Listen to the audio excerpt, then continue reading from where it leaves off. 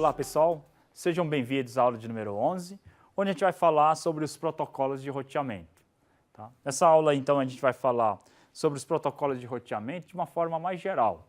Tá? O conceito dela, os tipos de protocolos de roteamento, tá? Como é que elas são classificadas, os algoritmos que elas utilizam, tá? E assim por diante. E na aula que vem então a gente vai falar sobre os protocolos de roteamento para a internet.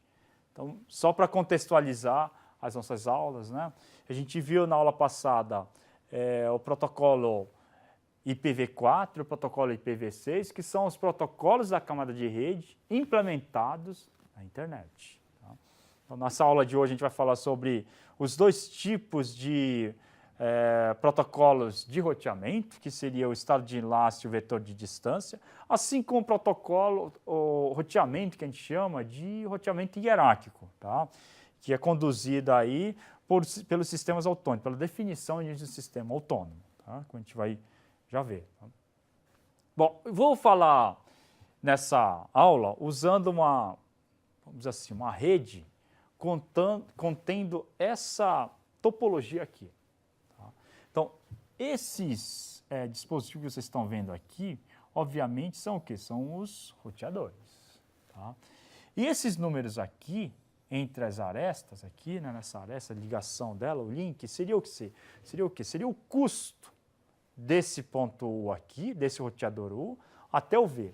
Então, esse roteador U, ela possui o quê? Possui conexão adjacente junto com o roteador X, com o roteador V, assim como com o roteador, o quê? Roteador W. Ela possui três conexões distintas com três roteadores diferentes. Tá? O X, o V, assim como o W. Esses números podem expressar o quê? Podem expressar o link. Tá? Então, quanto maior vamos dizer assim, o custo, maior seria o quê? Seria o tempo para transmitir um pacote por esse enlace. Tá?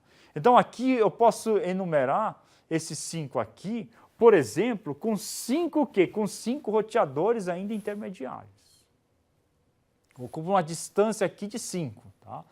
Ou também eu posso enumerar aqui que esse enlace aqui, esse meio de comunicação, é um meio de comunicação mais lento. Tá? Pode ser um cabo, vamos dizer assim, coaxial. Enquanto que esse enlace aqui é um enlace de comunicação menor e, sendo assim, portanto, tá, mais rápido. E aqui pode estar sendo utilizado, um exemplo seria a fibra ótica. Tá? Então, só para enumerar aqui, só para mostrar a representação e o significado, tá, de cada número e letra dessa figura que vocês estão vendo. Porque essa figura que é a figura que a gente vai utilizar durante essa aula aqui hoje, tá? Toda essa aula. Tá? Então, repetindo, aqui seriam os roteadores e aqui seriam os custos. Tá? Então, N seria o conjunto de roteadores, aqui a gente monta aqui numa forma de um gráfico, tá? De um grafo aí, né? E a gente tem uma abstração útil sobre os contextos, o quê? Sobre os contextos de redes, que é também utilizado para redes peer-to-peer também, tá? Então, como eu falei para vocês, então aqui seria o quê? O custo de X para um outro roteador X, por exemplo, de C de um roteador W para Z, então W para Z aqui, né? A gente tem o quê? A gente tem um custo, o quê? Um custo aqui de 5. Então, CWZ, custo 5. E assim por diante, tá? Seria o algoritmo de roteamento aqui, seria o quê? Seria o algoritmo que vai encontrar o menor caminho entre o U, por exemplo, até o Z. Tá? Então, só para desmistificar aqui, de U para Z, eu tenho várias rotas. Eu posso ir por aqui e por aqui. Só que aí eu vou ter o quê? Eu vou ter um 5 mais 5 que vai dar 10. Tenho uma outra rota que pode ser o quê? Que pode ser por aqui pelo V, tá? Onde eu posso 2 mais 2 mais 1 mais 2 aqui, então eu tenho o quê? 4, 5, 7. Essa é uma outra rota alternativa que eu posso seguir para quê? Seguir para chegar até Z. E eu também tenho uma outra rota por onde? Pelo X. Pelo X eu tenho o quê? 1, tá? Mais 1, 2. Mais 2, 4. Então, a menor rota de 1 até Z é por onde? Por esse X aqui, por essa área, essa X, por aqui e até aqui. Tá dando para entender, gente? Então, esse seria o quê? Esse seria o algoritmo, o papel do algoritmo de roteamento. Seria encontrar o caminho de menor custo possível de um roteador U até um determinado roteador X, Y, Z, W, assim por diante. Tá? Qual o menor caminho, por exemplo, de U até Z? Tá? Então, aí a gente tem o quê? A gente tem várias formas de fazer essa, vamos dizer assim, esse cálculo do menor custo. Tá? Tem a forma global e tem a forma descentralizada. A forma global, ela tem o quê? Tem a topologia completa, total da informação do custo de enlace. Tá? E é utilizado por quem? É utilizado pelos algoritmos do estado de enlace. Tá? Onde cada roteador vai fazer esse cálculo. Essencialmente, nesse cenário aqui, tá? Nesse cenário do global, o que ele vai fazer? Cada roteador ela vai verificar o custo para cada um dos enlaces. Tá? Ou seja, ela vai perguntar para X, tá? E depois vai lançar uma pergunta para Y, e depois vai lançar uma pergunta para Z. E assim por diante. Tá? Ela vai fazer a verificação juntamente com o quê? Juntamente com cada uma delas. Ela não vai depender de ninguém, dos seus vizinhos. Tá? Ela vai lançar essa pergunta para cada roteador, de forma que cada roteador ela possa ser informada do custo até o roteador U. Tá? Esse seria o quê? Esse seria o global. E assim ela tem o quê? Ela tem uma visão geral de como seria o quê? De como seria a rota para cada um dos dispositivos, para cada um dos roteadores, desculpa. Tá? Bom, finalmente a gente tem o quê? Tem um outro tipo que é descentralizada, onde o roteador ele conhece os seus vizinhos e ele vai confiar nos seus vizinhos. Tá? O outro seria o contrário, né? O outro seria, eu pergunto para o meu vizinho e pergunto para o vizinho do vizinho. Eu mesmo, eu tomo essa responsabilidade para mim e vou fazer a pergunta para cada um dos roteadores. Aqui não, eu pergunto para o vizinho e o vizinho se encarrega a perguntar para os seus vizinhos e informar o quê? Informar o percurso para quem perguntou. De forma que ele vai confiar muito em quem? Muito no seu vizinho. E isso quem vai fazer, quem vai usar essa abordagem são o algoritmo de vetor de distância. Tá? Aqui ele tem o quê? Aqui ele é mais proativo. Nesse cenário aqui ele é o quê? Ele é mais reativo. Né? E vai ser dependente de quem? Vai ser dependente dos seus vizinhos. Tá? Onde o cálculo vai ser de forma interativa juntamente com seus vizinhos. Descentralizada, global. Global, eu vou ter uma visão global do que? Da topologia. Aqui eu tenho uma visão geral da topologia, tá? Uma visão geral aí, que é o quê? Que é montado juntamente com o quê? Juntamente com os meus vizinhos. Eu tenho uma confiança grande com os meus vizinhos. Tá? E com isso, os erros são o quê? Os erros são propagados, né? Facilmente propagados nessa forma descentralizada, uma vez que se o vizinho errar, ele vai propagar esse erro, e esse erro vai ser propagado para os seus vizinhos e assim por diante. Tá? Bom, e o estático dinâmico? Existem também duas formas, assim como o global descentralizado, existe o estático, onde as rotas mudam lentamente com o tempo, e existe o quê? Existe a forma dinâmica, onde as rotas mudam o quê? Mais rapidamente, e a atualização é sempre periódica em resposta ao quê? Resposta às mudanças do enlace. Tá? Então, se o enlace encontra-se bastante congestionado, obviamente que o quê? Obviamente que isso deve ser informado, né, para os seus, para quem for perguntar, de forma que as rotas, né, rotas que encontram-se na tabela de roteamento possam então ser atualizadas. Tá? Então, falamos dos dois tipos, né? Tá? Global, estático, dinâmico, global e descentralizado, assim como estático e dinâmico. Agora vamos falar um pouco sobre o algoritmo de roteamento de estado de enlace. Tá? Então, no estado de enlace, ele vai utilizar o algoritmo de Dijkstra, tá? Para calcular cada custo do enlace, tá? Assim como o valor do custo atual. Então, ele tem todas essas variáveis aqui, onde o CXY seria o custo do enlace do nó X até o Y. Tá? Se ele não tivesse valor, Então, se não tiver adjacência com ela, então ele deixa o quê? Ele deixa como infinito. Tá? O dv aqui seria o valor atual do custo, PV seria o nó anterior ao caminho de origem até o V, e o N seria o quê? O conjunto de nós que pertencem ao quê? Que pertencem ao caminho que vai ser percorrido utilizando-se o quê? Utilizando-se o menor caminho. Tá? Utilizando-se o menor caminho, que seria o de menor custo. Né? Então, só para vocês terem uma ideia, essa topologia toda aqui, toda essa ligação que vocês estão vendo, tá? Ela vai ser transformada em o quê? Vai ser transformada numa topologia como essa aqui. Tá?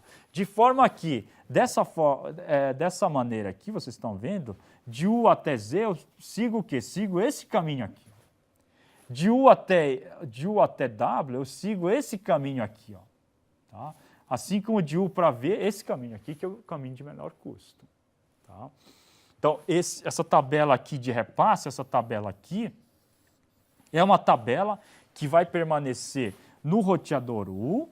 Tá? Ela montou toda essa tabela aqui para prover o quê? Para prover o caminho ou a rota para cada um desses destinos. Então, para Z seria o quê? Seria a partir do X.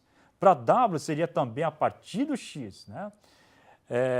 Para W, que seria esse roteador aqui da ponta. Né? E assim por diante. Então, esse vai ser o quê? Esse vai ser a tabela de repasse, que ela vai ser resultante após o quê? Após o cálculo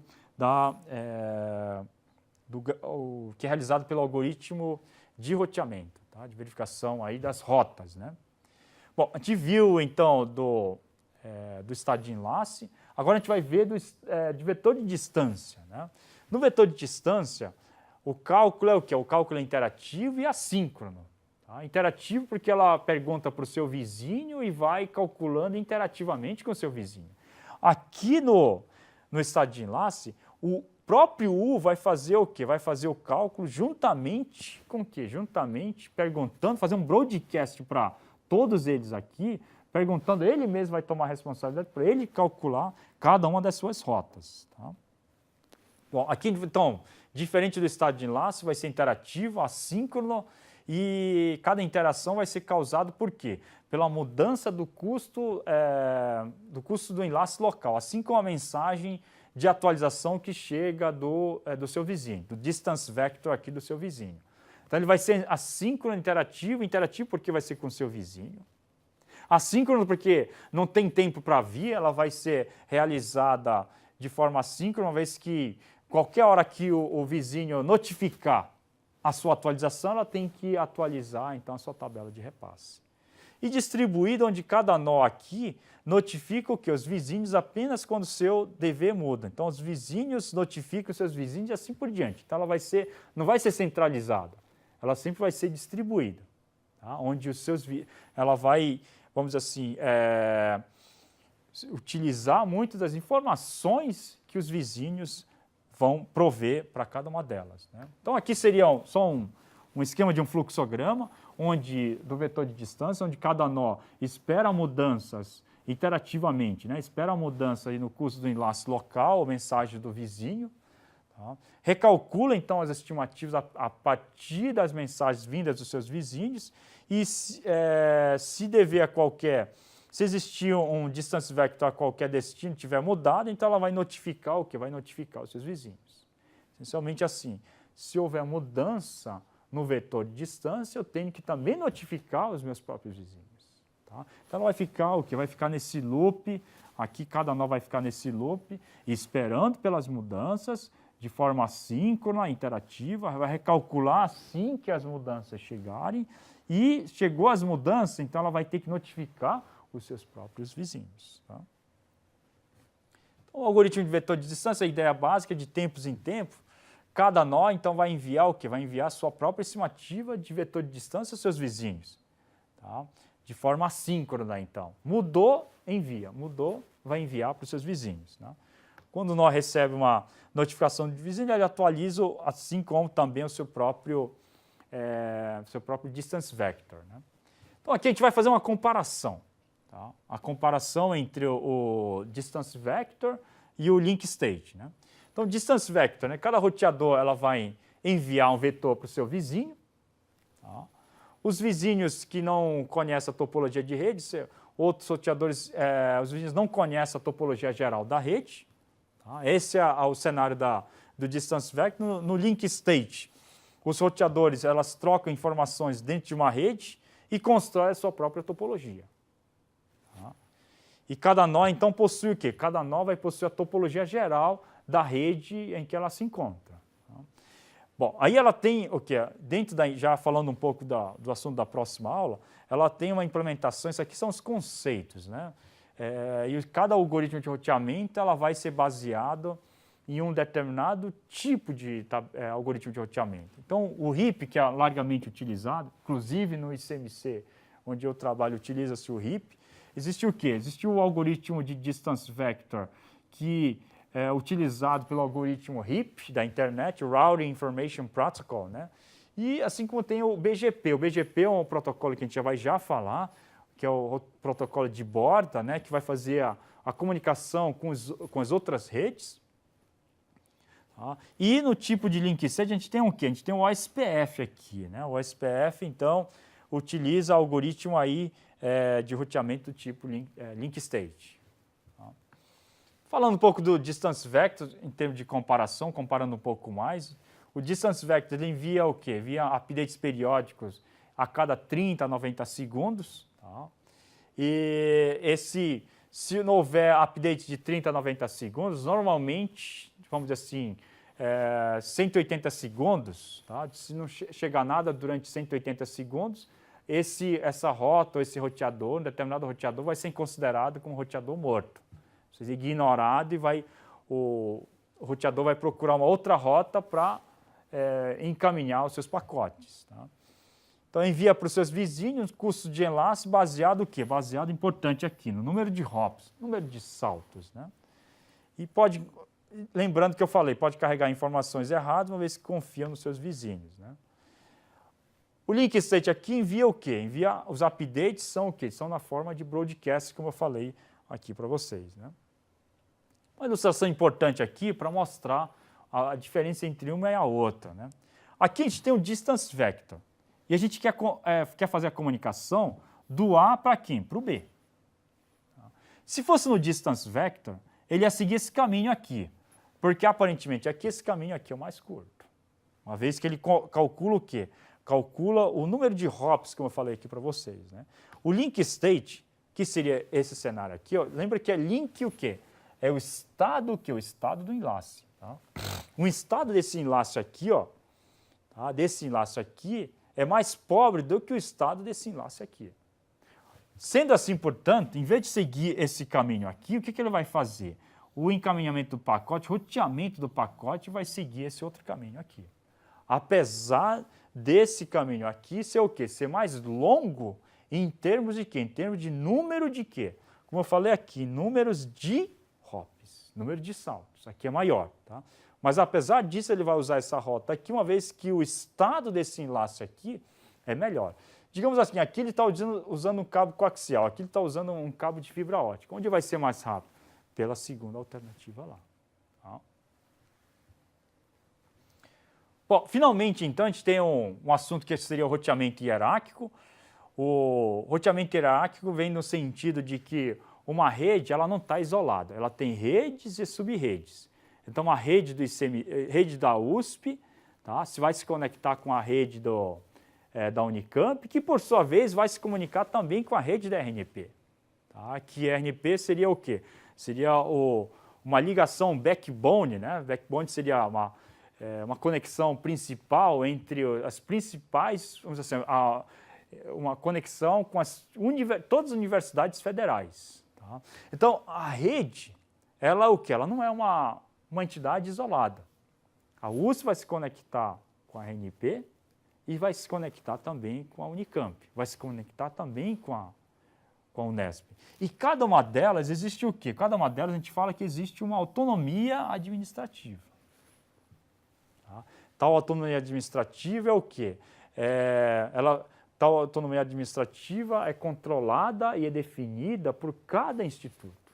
Tá? Então, a USP tem uma autonomia administrativa, a Unicamp tem a autonomia administrativa, assim como as outras universidades federais têm autonomia administrativa. Tá? Então, dentro do roteamento hierárquico, todos os roteadores encontram-se o quê? Encontram-se dentro do mesmo algoritmo de roteamento. Tá? Então, dentro do mesmo AS, normalmente o mesmo algoritmo de roteamento interno, tá? Intrasistemas, né? Ele é autônomo dentro da AS, definidos pelo quê? Definido dentro da própria rede. Tá? Então, aqui a gente tem uma ilustração para facilitar o entendimento. A gente tem aqui uma rede autônoma, um AS, né? Um AS de novo, tá? É um sistema o quê? Autônomos, né? Seria o quê? Autonomous systems aqui, né? Então, sistema autônomo aqui, um outro sistema autônomo aqui, outro sistema autônomo aqui. Nesse cenário aqui, ó, a gente tem o quê? A gente tem esses roteadores aqui que a gente chama o quê? A gente chama de roteadores de borda. Tá? Então, assim como esses roteadores aqui são de borda, esses roteadores aqui também são de borda. Tá? Então, a gente tem dois módulos, por assim dizer, de roteamento. Existem roteamentos intra-AS. Intra-AS são o quê? É o roteamento que é realizado dentro de uma mesma organização. Ora, o ICMC está dentro da USP. Então, o esquema de roteamento, o algoritmo de roteamento é o quê? Tudo conforme o sistema autônomo da USP. A Unicamp tem um outro que ele é autônomo, tem um outro sistema autônomo. Então, pertence ao quê? Pertence a um outro sistema autônomo que vocês estão vendo aqui. E todas elas têm um esquema como se fosse assim, um roteador de borda, um gateway, que vai conversar com o quê? Que vai conversar aqui com todos os outros roteadores de borda. Então, existem o quê? Existem roteamento intrasistemas e roteamento o quê? Intersistemas. Tá? Intersistemas e intrasistemas. Tá? E existem implementações de roteamento para cada uma delas. Tá? Bom, concluindo então, isso é o que a gente pode falar sobre o algoritmo de roteamento, que eu falei para vocês hoje, né? Os protocolos de roteamento contendo os algoritmos de roteamento que são do tipo link state, distance vector, assim como a gente tem o quê? Os protocolos de roteamento hierárquicos. Tá?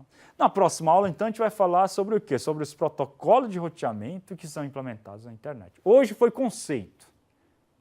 Próxima aula, então, vai ser os protocolos, tá? A implementação desses conceitos na rede que a gente chama de internet. Tá? Obrigado pela atenção e espero vocês, então, para a próxima aula.